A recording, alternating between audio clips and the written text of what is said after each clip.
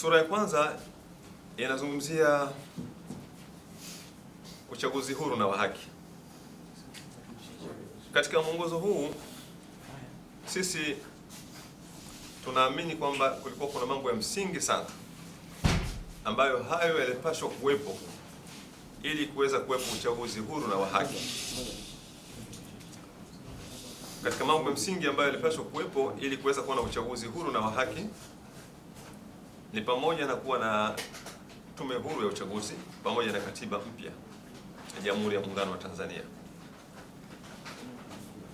Nchi yetu ilikuwa katika mfumo wa chama kimoja, lakini baadaye tukatoka katika mfumo wa chama kimoja tukaja katika mfumo wa vyama vingi.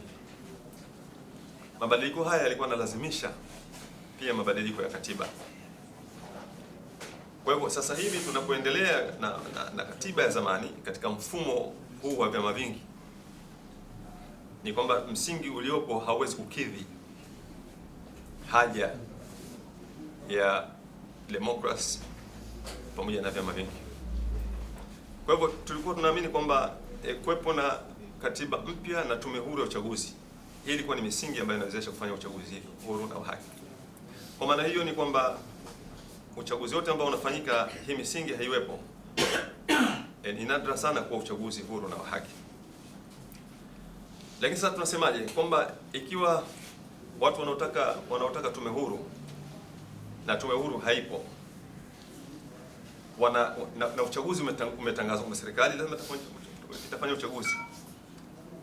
Sasa watu wenye msimamo huu wanatakiwa wafanye nini katika hali kama hii? Kwa sababu chaguo litakuwa katika namna mbili, aidha washiriki uchaguzi au waache kabisa kushiriki uchaguzi. Mapendekezo yetu sisi ni kwamba watu washiriki uchaguzi, lakini washiriki katika dhana kwamba wanashiriki katika kipindi cha mpito, kwamba hiki ni kipindi cha mpito katika juhudi za kuendelea kudai tume huru ya uchaguzi na katiba mpya. Okay, watashiriki katika kipindi cha mpito, lakini sasa wanashiriki namna gani? Katika mwongozo tumetoa mapendekezo ya namna ambavyo watu wanaweza kushiriki katika kipindi cha mpito. Mapendekezo ambayo yametolewa na mwongozo huu tuliozindua leo ni pamoja na kuitaka serikali ikubali uboreshaji wa kanuni za uchaguzi, kuwe na maboresho ya kanuni za uchaguzi. Msingi wake wa kufanya hayo maboresho iwe ni kuwashirikisha wadau mbalimbali wa siasa, wadau muhimu, vikiwemo vyama vya siasa, vyama mbalimbali, lakini vile vile makundi muhimu kama makundi ya watu wa dini na kadhalika, kwamba serikali ipokee jambo hili na katika utekelezaji basi iwahusishe wadau muhimu katika kufanya maboresho ya kanuni. Sheria hatuwezi kupata kama ile ya tume huru, kwa sababu hilo ni swala linaloanzia kwenye katiba, ambapo katiba hatuna leo hii, lakini kanuni tunaweza tukaboresha, na muda bado upo unatosha kabisa. Kwa hivyo mwongozo umetoa mapendekezo kwamba tuwe na kipindi cha tuwe na zoezi la uboreshaji kanuni za uchaguzi, lakini tukishirikisha vyama vingine vya siasa pamoja na wadau wengine mbalimbali. Tunaamini kwamba endapo tutaboresha kanuni za uchaguzi, basi angalau hatua hiyo, pamoja na kwamba hatuna tume huru, lakini inaweza ikaleta matumaini kwa wananchi juu ya uchaguzi ambao utakaokuwa na nafuu kubwa katika dhana hii ya uchaguzi ya uchaguzi wa haki na uchaguzi huru na wa haki. Kwa hivyo tumetoa mapendekezo katika swala hili la dhana ya tume huru ya uchaguzi. Lakini sura ya tatu tumesema inazungumzia sifa, inazungumzia sifa za sura tatu, inazungumzia nini ambacho Waislamu wanataka. Na hapa nifafanue kidogo.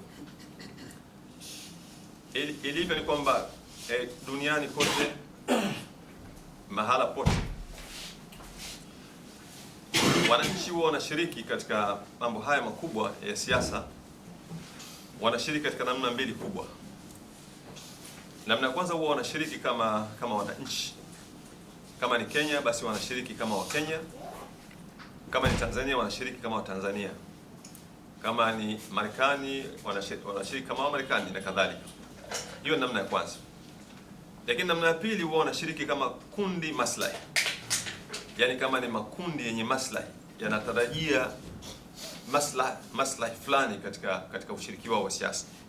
Kwa hivyo kuna makundi kama ya wakulima, makundi ya wafugaji, makundi ya Waislamu, makundi ya Wakristo, makundi ya walemavu, makundi ya wanawake na kadhalika. Hii ndio sura ya uchaguzi unavyokuwa sehemu mbalimbali duniani.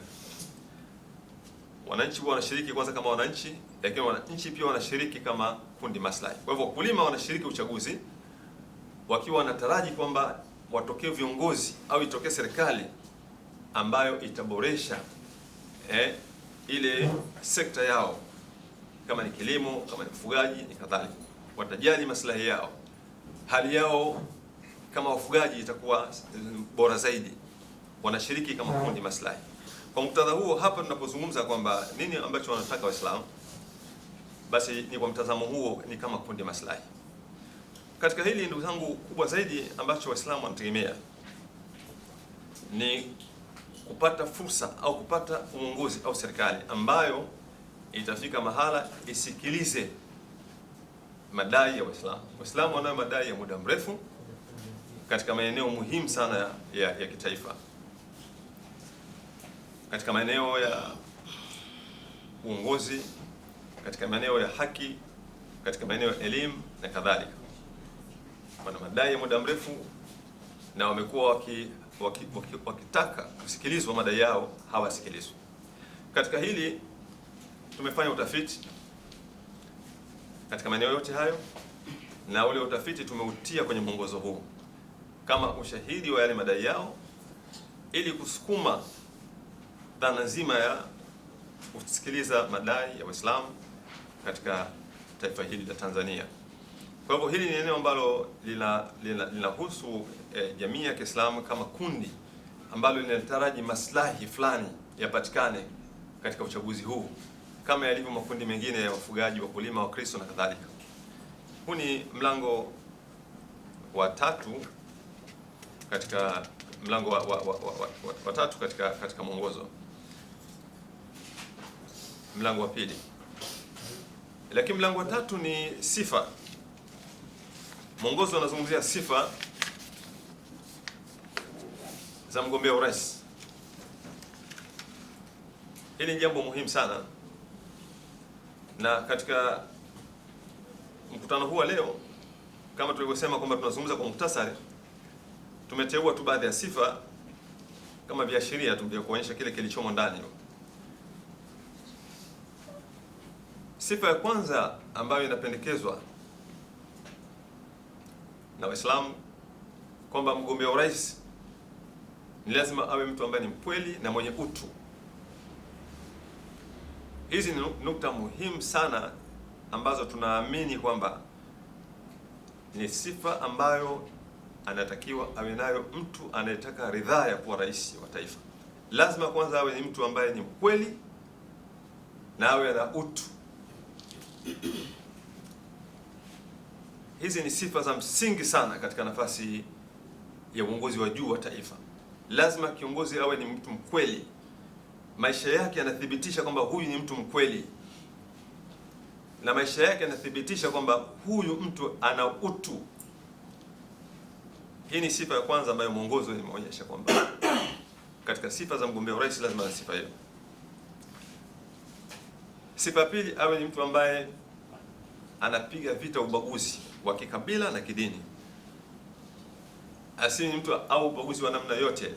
Asiwe ni mtu ambaye ukimwangalia katika historia yake, utendaji wake, mtu huyu anafanya kwa misingi ya ubaguzi, aidha ubaguzi wa kikabila au ubaguzi wa kidini. Hii ni sifa ambayo tunaiangalia, mtu akiwa nayo hafai kupewa uongozi. Sifa nyingine, rais, mgombea urais lazima awe mtu mwenye kuheshimu maoni ya watu wengine, awe ni mtu ambaye anaheshimu uhuru wa mawazo, uhuru wa mawazo ya watu wengine, anaheshimu na yuko tayari kuwasikiliza. Hii ni sifa ya msingi sana. Sifa nyingine ni asiwe mtu mwenye kutumia vibaya madaraka yake na kuvunja sheria za nchi. Hizi ni sifa chache ambazo kwenye muktasari tuliosema tunaozungumza kutoka kwenye kitabu hiki, waraka huu, za mgombea urais. Sura ya 4 inazungumzia sifa za chama cha mgombea urais.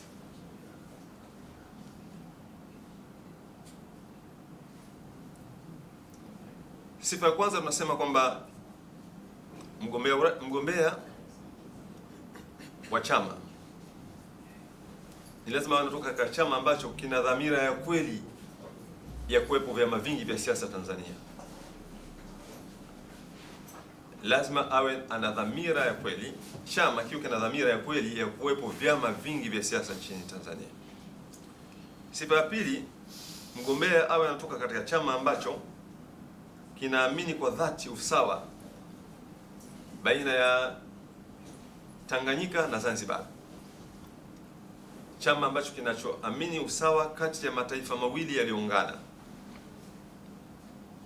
kwamba hizi ni nchi mbili na ni nchi mbili ambazo ziko sawa sawa, na kila nchi inapashwa kuheshimiwa kama taifa, na wananchi wake wana uhuru katika mambo yao, wana uhuru katika kuweka uongozi wa taifa lao. Mgombea anayetoka kwenye chama ambacho kina mtazamo huo, huyo ndio mgombea ambaye anafaa, au ndicho chama ambacho kinafaa mgombea wake kupewa ridhaa ya kuongoza. Sifa nyingine ni kwamba chama chake kiwe na sera za kweli za kuwaletea nafuu wananchi katika maisha. Mgombea awe anatoka katika chama ambacho kina sera za kweli zinazowaletea wananchi unafuu katika maisha, katika chakula, ada, matibabu, kilimo na kadhalika. Sera za chama ziwe zinathibitisha kwamba zinaleta unafuu katika maisha ya watu. Kuna swala muhimu la usalama. Kuna swala muhimu la usalama wa wananchi ambalo kwa hapa kwetu Tanzania sasa hivi ni swala tete sana, na matukio ni mengi sana, lakini tunaweza tukajikumbusha tukio la hivi karibuni ambalo limetokea kule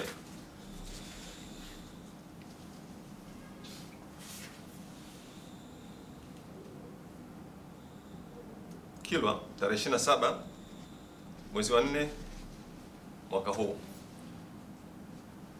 Watu wapatao 10 wakiwa na defender 2 walikwenda wakavamia kijiji na wakawakamata watu zaidi ya 10 wananchi na wakaondoka nao.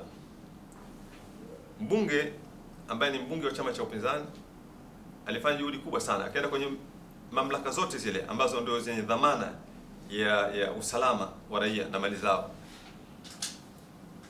lakini alichoelezwa na vile vyombo kwamba havijui ni kina nani walioteka hawa watu na kuwachukua na kuondoka nao, havijui vile vyombo vya usalama. Lakini baada ya siku chache wale watu walipatikana wakiwa, baadhi yao, mmoja hakupatikana, lakini waliosalia walipatikana wakiwa na majeraha makubwa sana. Lakini hali kama hii ya watu kutekwa na kupotea ni jambo linaloendelea hapa nchini kwetu Tanzania, na wako watu wengi sana ambao wamepotea moja kwa moja. Miongoni mwao ni kama Sheikh Habib Mohamed Gora, Sheikh Khatib Yunus, mwandishi Azwari Gwandu, mwanasiasa Ben Sanane na wengine. Kwa watu ambao wamekuwa wakichukuliwa, wakitekwa ni wengi, lakini pia tumeshuhudia vile vile watu ambao wamekuwa wanapotea na meti zao kuokotwa hovyo kama baharini na kadhalika. Ni jambo ambalo linafahamika kwa Watanzania wote. Kwa hiyo kwenye swala la usalama ni swala tete sana hapa nchini kwetu. Kwa hivyo tunahitaji chama ambacho kitaunda serikali ambayo ina uwezo wa kuwalinda raia na mali zao. Hii ni katika sifa muhimu sana ambayo tunaamini kwamba inapaswa kuzingatiwa na Watanzania katika swala zima la kuteua viongozi katika uchaguzi unaokuja Oktoba. Kuna swala la uchumi. Kuna swala la uchumi ni muhimu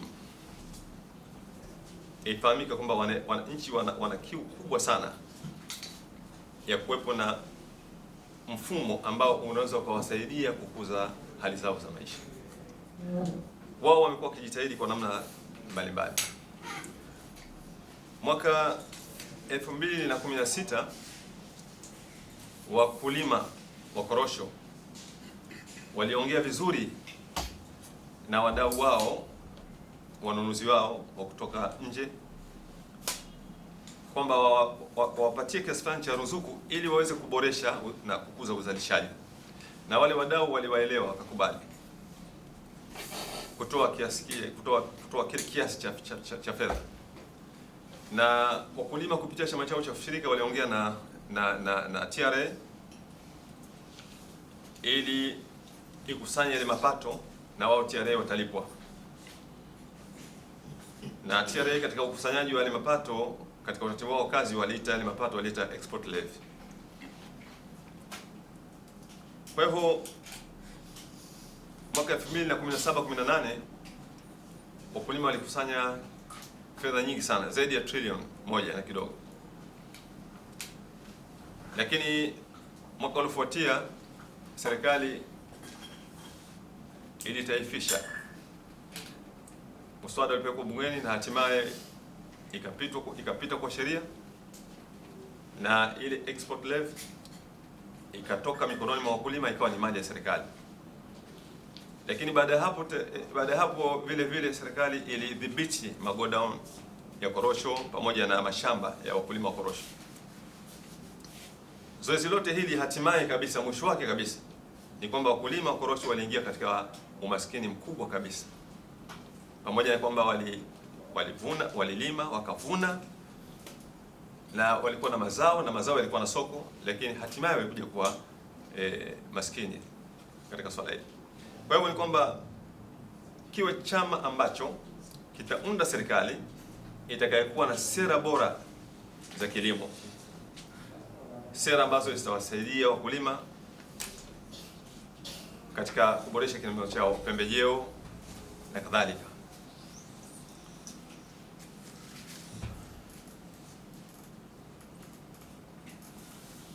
Sifa nyingine ni kwamba kiwe chama ambacho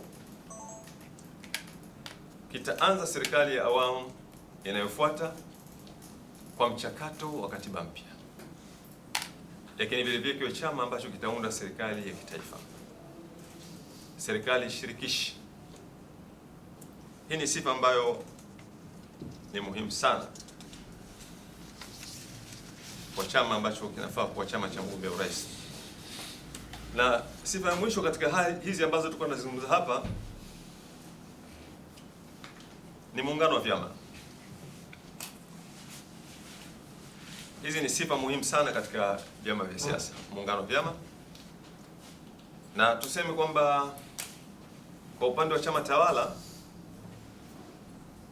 tayari kimefungwa ukurasa vizuri, kwa sababu tunaona kwamba kuna vyama tayari vimejiunga. Kuna TLP, kuna chama cha UDP tayari vimeshafanya coalition na chama tawala. Ni hatua nzuri, lakini kwa sababu hiki ndio chama tawala ruling party, ni wazi kwamba ule ushindani wenye maendeleo bado unabakia vile vile, kwa sababu chama chenyewe hata bila ya kupata hawa washirika kilikuwa kina nguvu kubwa. Kwa hiyo matarajio ni kuona vyama vingine vile vile vinaleta ushirika wa pamoja katika siasa. Hili ni jambo ambalo wananchi wanalitarajia sana. Ukirejea uchaguzi uliopita 2015 unathibitisha kwamba wananchi wanachotaka ni kuona kuna ushirika wa vyama vikiungana pamoja, wakiwa wanaamini kwamba kwa kufanya hivyo basi watakuwa wanaunganisha nguvu za sera, nguvu za kitaalamu katika ile dhamira ya kuletea wananchi maendeleo, mabadiliko na maendeleo. Kwa hivyo hili ni swala ambalo lipo pale, ambalo tunaamini kwamba huwa sasa ndio mwelekeo unaweza ukawafaa wananchi katika uchaguzi unaokuja wa 2020. Ndugu zangu, nieleze kwa muhtasari kwamba nilisema kwamba tutalieleza jambo hili kwa muhtasari, lakini mambo yaliyomo kwenye mwongozo huu ni mengi, na nisisitize tu kwamba kwa Watanzania sisi tunaonasi wasiingie katika uchaguzi unaokuja 2020 bila ya kusoma mwongozo huu. Una msaada mkubwa sana katika swala zima la kupata viongozi watakaokuwa na maslaha makubwa ya kitaifa. Mwongozo unapatikana kwenye utaratibu huu wa nakala ngumu, hard copy, lakini pia utapatikana vile vile katika nakala nyepesi, soft copy, kwa maana kwenye mtandao. Kwa kila mmoja wetu, kila Mtanzania tunamnasi kwamba apate kusoma mwongozo huu mwanzo mpaka mwisho, ili aweze kuona, ili iweze itusaidie katika kuweza kupata viongozi watakaokuwa na maslaha makubwa sana katika taifa letu. Humu ndani kwenye huu mwongozo tumetoa uchambuzi wa kutosha sana kuhusiana na swala la Zanzibar, kiasi kwamba tumezungumza katika kuonyesha ule ubora wa katiba mpya ya Jamhuri ya Muungano wa Tanzania. Katika ile katiba au mchakato wa katiba mpya kulikuwa kuna mawazo ya Tanzania mengi. Sehemu kubwa ya mawazo ya Tanzania walionyesha muundo ambao walikuwa wanafikia kwamba utafanya hizi nchi kuwa nchi kweli, kila nchi na uhuru wake. Na ule muundo ulikuwa unaonyesha kwamba kulikuwa kuna serikali ya Jamhuri ya Muungano, kulikuwa na serikali ya Jamhuri ya Muungano wa Tanzania, serikali ya Zanzibar pamoja na serikali ya Tanganyika. Haya ilikuwa ni matakwa ya wananchi. Hii ilikuwa inapelekea kwenye kutengeneza sasa kwenda kwenye uchaguzi ambao unakuwa ni huru na wa haki kwa Zanzibar. Sasa hivi kuna ugumu sana mkubwa sana wa kuzungumzia uchaguzi huru na wa haki kwa Wazanzibari wenyewe, kwa ule mkao wa jinsi. Kama tunavyoona leo hii uchaguzi unafanyika Dodoma, lakini uchaguzi ambao unafanyika kule unaweza kuchagua rais wa Zanzibar, na ile inaitwa serikali. Ile inaitwa serikali pamoja kwamba tumeungana kishama, lakini uchaguzi unafanyika kule Zanzibar. Na haya ni mambo ambayo yamekuwa yakijadiliwa kwa muda mrefu kuonyesha hizi kasoro, lakini matokeo yake ni kwamba tunaona ile mchakato wa katiba huru ulivyowekwa rehani, na matokeo yake ni kwamba tumeingia kwenye uchaguzi bila kuwa na katiba huru. Kwa hivyo sisi msimamo wetu tunazungumzia ile swala la kwamba hiki ni kipindi cha mpito. Yaani kimsingi ni kwamba wananchi wanatakiwa kusimama imara, ni kupigania mambo haya mawili ya msingi sana. Lazima wapiganie kuwepo na katiba mpya, lazima wapiganie kuwe na tume huru ya uchaguzi. Na tunaposema katiba mpya, sisi tunasema kuzindua tu ule mchakato, kwa sababu maoni yalikushatolewa yalikuwa ni maoni muhimu sana, kwa sababu tume iliundwa na ilikusanya maoni, na wananchi kupitia mabaraza yale ya siasa walitoa maoni yao. Kwa hivyo ile maoni yakiheshimiwa, ile jambo litakuwa msingi. Kwa hivyo wananchi wanatakiwa wahakikishe kwamba ili tuweze tufika mahala tukachagua viongozi wa ridhaa yetu na wakani wale wanatokana na ridhaa yetu, lazima misingi ipatikane. Na msingi ni katiba mpya, lakini vile vile kuna tume huru ya uchaguzi. Sasa katika kipindi cha mpito sisi tunazungumzia tu kwamba tumeweka sifa sasa. Tumeweka sifa za wale wanaopiga kura, kwamba watakaokuwa wameteuliwa ndio hao walioteuliwa katika hizi chaguzi za vyama. Lakini wanapokuja kwa wananchi sasa wenyewe waangalie ni nani ambaye ana sifa za kuweza kupewa dhamana ya kuliongoza taifa katika wakati tulionao. Kwa hiyo kimsingi naweza kusema hivi. Nikija katika swala hili la pili la rais aliyepo madarakani huko Tanzania, tuko kwenye kipindi sasa hivi tumeingia cha uchaguzi.